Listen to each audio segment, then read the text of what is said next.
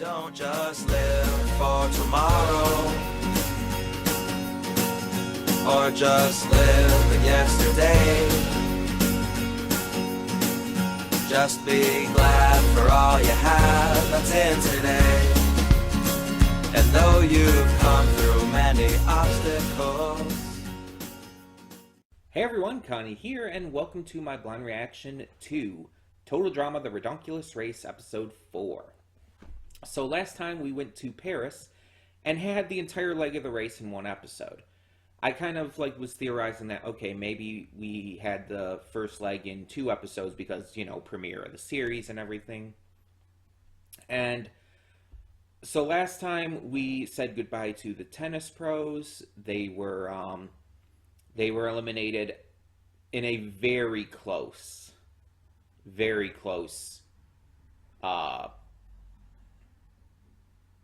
leg of the race. Let's just put it that way. But they are gone, and honestly, I'm not too worried about it. They didn't really have a huge presence so far as it was.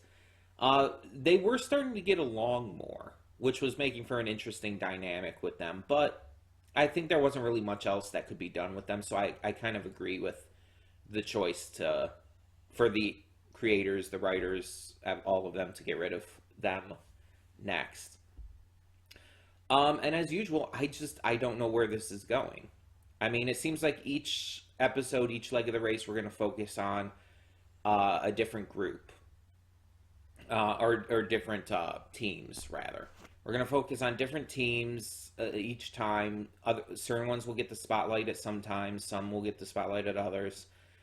And it's just kind of the fun ridiculousness of this that keeps it going. But yeah, it's this is a very fun series. It never, at least so far, never feels slow. Never feels like it's just getting monotonous or boring. It keeps up the energy, the humor. Even if not every joke or moment is to your liking, it goes quick enough. The pacing is quick enough to where even if not every joke lands for you, there will be another joke soon enough that will. And the characters are ridiculous and over the top, as they should be. Some of them are charming, some of them are unlikable, some of them are just kind of meh. And we'll probably get a lot more with developing them as this goes along, for the ones that, remain in. I do, as I've mentioned before, I think I mentioned in my last video, have some teams that I am keeping an eye on, but it's still pretty early to really give a true proclamation of a favorite or a bunch of favorites or whatnot. As I said, the ones that stick out to me the most are the goths, but only because of their aesthetic. They haven't really done too much. The guy has spoken a little bit when they were in the catacombs in the last episode, and just talking about how it's this place would be cool for a summer camp for children, and it's I feel at home here and stuff like that, and it's that's funny. I like that. That's a good goth joke. I enjoy that. And I don't think I talked about this before, but I want to mention here, I never really had a goth phase, per se. There's a lot of people who will, go through that when they're teenagers or whatnot. Go through an emo or a goth phase, become really obsessed with Hot Topic and stuff. I never really had that. I like emo music and everything, I always have, but I never really had, a phase where I would, dress in that particular style and whatnot. I never really, wore the black eyeliner and the chains all over and everything like that. It was never as much my aesthetic. But I've always liked the aesthetic at the same time. I can very notably remember times in school where I saw people with that aesthetic, and I always thought they were the coolest. That sounds weird to say. It's I always thought the goths and the emos were the coolest over like the jocks and everything. Those were the kinds of people that I was like I would have loved to be friends with, but I was also scared to approach because I feel like they wouldn't have accepted me. That was my kind of dream clique to be a part of, basically. um, I just wanted to be their friends because they just seemed so cool to me. So I've always been into that aesthetic. It's just I never personally wore it, really. And I mean, the closest I've gotten is like going to some emo rock shows into my adulthood more recently in the past 5, 6 years, something like that. Um, and I've dressed up more like that for those. Like I got a skull top, a sleeveless skull top with like a mesh back and everything. Worn some like dark lipstick and stuff, eyeliner or eyeshadow, and stuff like that. And I have never gone like really hard into it, but a little more into these adult years. But I never really had the phase exactly. Like even nowadays, it's just something I do for fun every now and again. I haven't even been to the last couple of them. um, but it's just I've always liked the aesthetic, and so the goths on this show, just the instant I saw them, it's like I like them. I just instantly like them. It brings me back to those times in school where it's just like I saw the goth kids walking around, and it's like I want to be your friend. It's fun. A fun little fact for you about myself today. I don't think I've ever talked about that one before. There's probably a lot of things I haven't talked about, to be fair. Not because I've tried to hide them, but just there's a lot of things that have happened in my life. It's kind of impossible for me to have talked about everything. But yeah, so that's kind of the reason why I think I clicked with them the most right away. Um, but at the same time, I'm hoping that they have some good character develop as we go along too. Provided they're not eliminated, which I hope they're not. And like I've said before, there are obviously teams as well that I don't like the cops. And I mean, yeah, that one should be obvious. Not only are they cops, but they're also, just fucking assholes too, as we've seen. Like, seriously, they just suck ass. um, and there's characters who I'm just not sure on yet. It's like, okay, these teams are obviously going to face some level of development, so I should wait. And at the same time, it's just I don't really have any strong feelings towards them at the moment. Um, but we'll see. We'll see how it goes along. And I'm definitely very interested to see where else we go during this amazing race. What other countries and stuff. Because we've been to Morocco now. We've been to Paris. Paris isn't a country, but France. So where else are we going to go?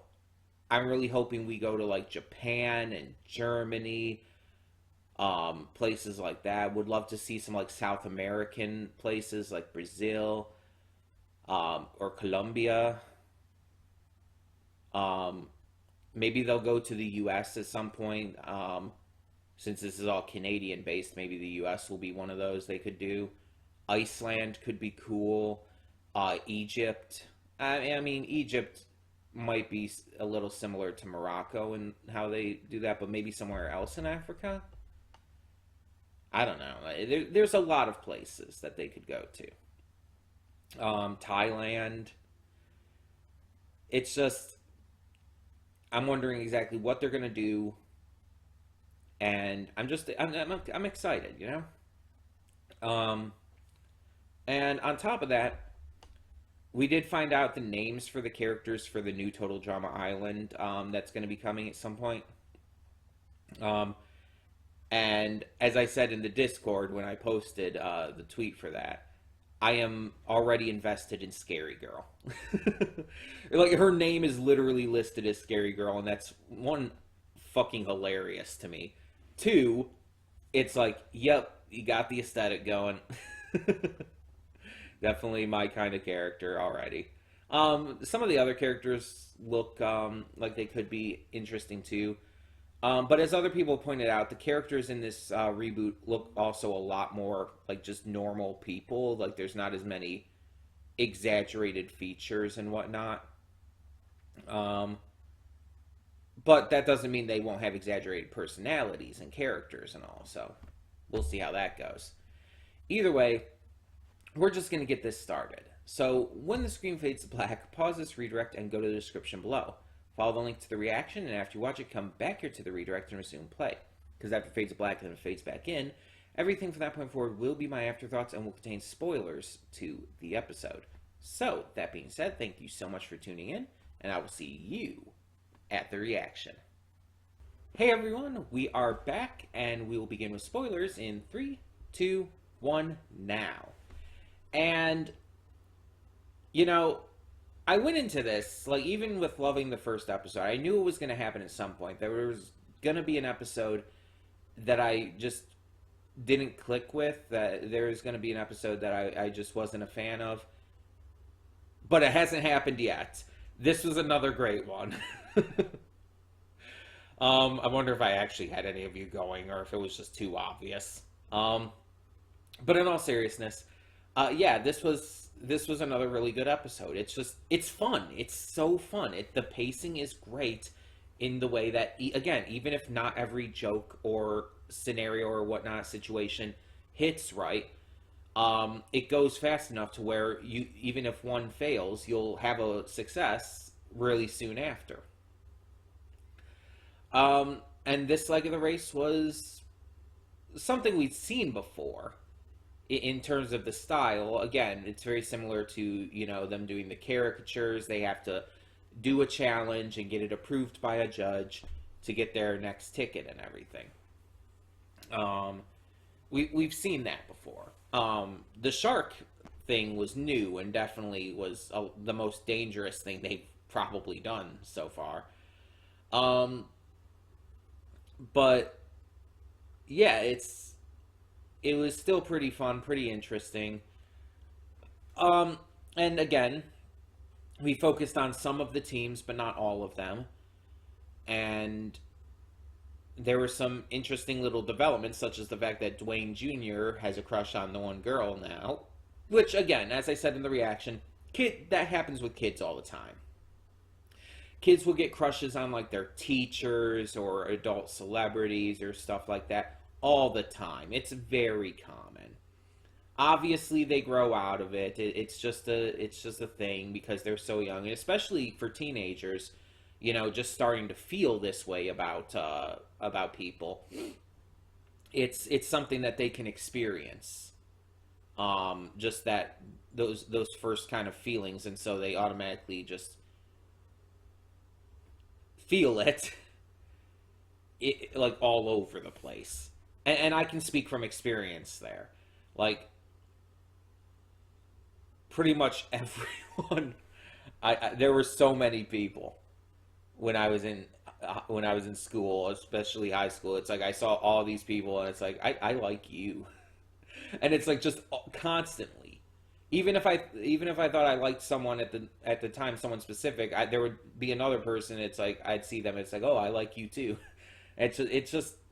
Again, it's because of hormones and stuff, so. But yeah, there was a lot of fun here. So, we stayed in France, but we're moving towards Iceland, at the end of the episode. And, it's pretty interesting how things are moving along at the moment.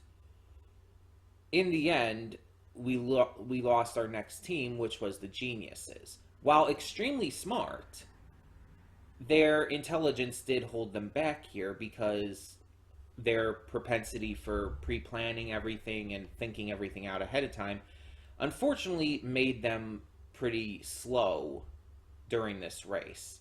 it caused them to get left behind and get stuck on the sandcastle part of it for way too long. And yeah, unfortunately, everyone else got across, even the two teams that had a 20-minute penalty. Like, that didn't even seem to really hurt them all that much.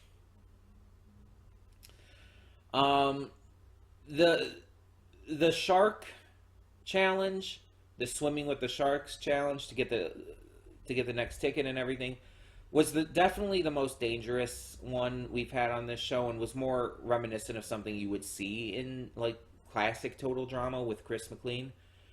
And so it's like it's interesting that they kind of went back to that. And even with this new host, who is definitely like a little egotistical and ridiculous, he's not like Chris, but they still are going back to this kind of intense, ridiculously dangerous kind of scenario because it's entertaining. And we get to see how everyone gets through it. I like how the vegans like are trying to make friends with the sharks. Well, the one who was doing the challenge at least. But then like afterwards, when the shark started going after her, she's like, "I'm scratching sharks off my protection list," or whatever it was. And the other one like has this like comical reaction to that. It's great. The Goths didn't really have much to do in this episode in terms of like focus. And yeah, just we saw a little bit more of the stepbrothers than we did last time. We saw more of Jeff and his friend than we did before. And I was actually worried there for a moment that Jeff and his friend would end up being the ones to lose. That I'm wondering when we are going to have our first veteran character drop out, because it's either going to be Jeff and his partner, or it's going to have to be Noah and God, what is his name? Why is his name escaping me? Why am I remembering Noah over him? I can't think. Why is his name escaping? Holy shit, I can't think of it right now. You know what I'm talking about. It's going to be one of those two teams, obviously. But the question is, which one will be eliminated first? It could go pretty much any which way. I'm just genuinely curious. But yeah, we saw like pretty much all the other teams. They just weren't all focused on, like, for example, the mother and daughter pair really didn't have any focus in this one.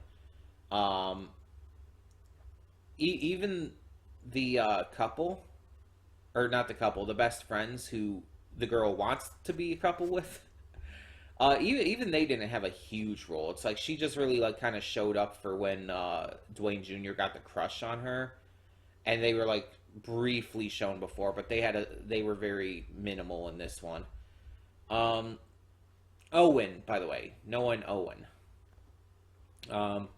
But yeah, either way, another really good episode. Another one that was just really enjoyable, really fun. And we'll see how it goes as we head into Iceland for the next one. So tell me in the comments below, what did you think of this episode of Total Drama, The Ridonculous Race? And for now, I'm Connie, and I'm signing off. See y'all next time.